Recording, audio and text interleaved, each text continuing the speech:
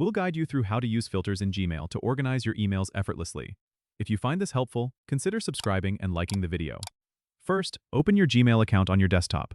Once you're in your inbox, go to the search bar at the top and click on the small down arrow on the right side. This opens the advanced search options. Here, you can specify the criteria for your filter, like emails from a specific sender, those with certain words in the subject, or emails that have attachments. Once you've entered your criteria, click on the Create Filter button at the bottom of the dropdown. Now you'll see options for what happens to emails that match your criteria. You can choose to skip the inbox and archive it, mark it as read, star it, apply a label, or even delete it. You can also forward it to another email address or mark it as important. Once you've made your choices, click on the Create Filter button. If you want to apply this filter to existing emails, make sure to check the box that says, Also apply filter to matching conversations.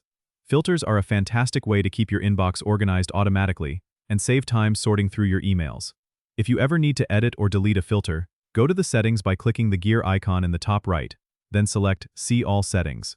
Navigate to the Filters and Blocked Addresses tab, where you can manage your existing filters. Don't forget to subscribe and comment if this helped you out.